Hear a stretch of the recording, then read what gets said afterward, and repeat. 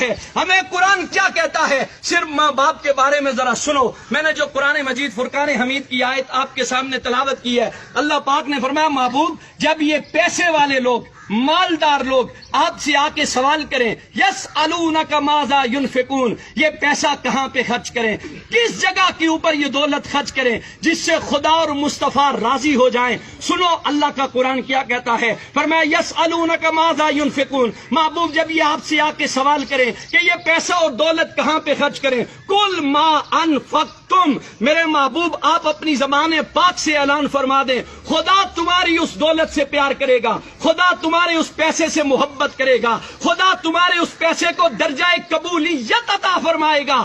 کس پیسے کو درجہ قبولیت عطا فرمائے گا؟ فرمایا ما انفقتم من خیر فللوالدین، جو پیسہ تم اپنے بوڑھے باپ اور بوڑھی ماں کے اوپر خرچ کرو گے، اور تمہیں گارنٹی مل رہی ہے کہ جس بندے نے اپنے ماں باپ کے اوپر پیسہ خرچ کیا، جس نے ان کی خدمت کی، جس نے ان کا احترام کیا، جس نے ان سے دعائیں لی ہیں، اس بندے کے ساتھ خدا بھی راضی ہے، خدا کے محبوب بھی راضی ہیں. یہ بات یاد رکھو. یہاں سے 7 لاکھ روپے خرچ کر کے بندہ حج پڑھنے جاتا ہے، نہ اس کے پاس مکے کے مفتیوں کا فتویٰ ہے، نہ پاکستان کے مفتیوں کا فتویٰ ہے کہ تو نے 7 لاکھ روپے خرچ کیے، تو نے کعبہ شریف کی زیارت بھی کی ہے، تو نے وہاں صفا اور مروہ کی سعی بھی کی ہے، تو مکے اور مدینے کی گلیوں میں گھوما بھی ہے. اس کے پاس سند نہیں ہے کہ تیرا حج قبول ہو گیا ہے، تیری عبادت قبول ہو گئی ہے، تیرا جھکنا قبول ہو گیا ہے. خدا کی رحمت کی امید تو ہے لیکن قبولیت کی گارنٹی کوئی نہیں دے سکتا. لیکن سنو،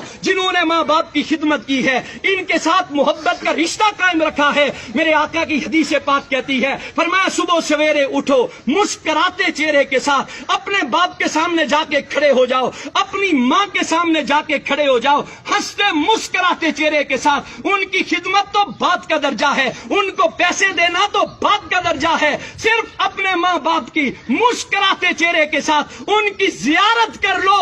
حضور علیہ الصلوۃ والسلام نے فرمایا گارنٹی ہے اسے کہ میرا رب اسے مقبول حج کا ثواب عطا فرمائے گا.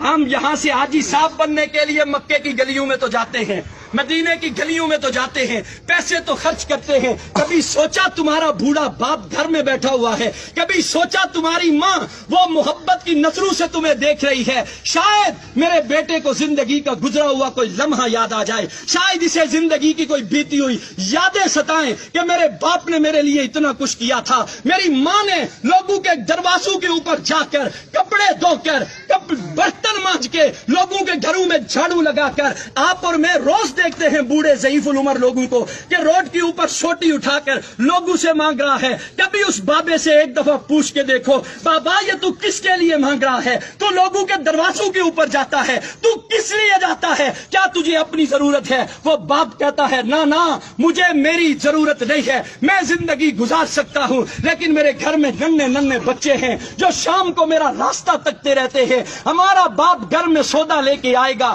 ہمارے لیے اناج لے کے آئے گا، وہ سارا دن دھوپ کے اندر رہ کر محنت کر کے تمہارے لیے وہ خرید کر کے لاتا ہے. کبھی تمہارے دل کے اندر حیا پیدا نہیں ہوئی؟ آج تمہارا باپ تمہارے سامنے کھڑا ہے اور ہماری یہ نوجوان نسل اپنے باپ سے کہتی ہے او جی تساں ڈن بھائی ہوئی جی انہاں دا دماغیا کم نہ کرنا، سڑکیں چنی تے سڑے نوجوان اپنے پیو نے بارے چیا گلاں نے، پاپا تس ناراض نہ ہویا، سڑے ابے اور نے دماغیا کم نہ کرنا، محلے والی گچیا نے سڑے اما نے دماغیا کم نہ کرنا. میں حیران ہوتا ہوں ایسی اولاد پر. یاد رکھ لو جو قرآن اور حدیث ہمیں پیغام دیتا ہے، خدا کی عزت کی قسم کھا کے کہتا ہوں خدا دولت سے پیار نہیں کرتا. جو دولت ماں باپ پہ خرچ نہ کرو، وہ تمہارے سجدے، تمہاری عبادات، تمہاری ریاضات، تمہارا قرآن کی تلاوت کرنا. اگر تمہارے بوڑھے ماں باپ تم سے ناراض ہیں تو یہ بات دل سے نکال دو، خدا تمہارے سجدوں کو قبول کرے گا، خدا تمہاری عبادت کو قبول کرے گا. ماں کا تو کیا کہنا میرے بھائی،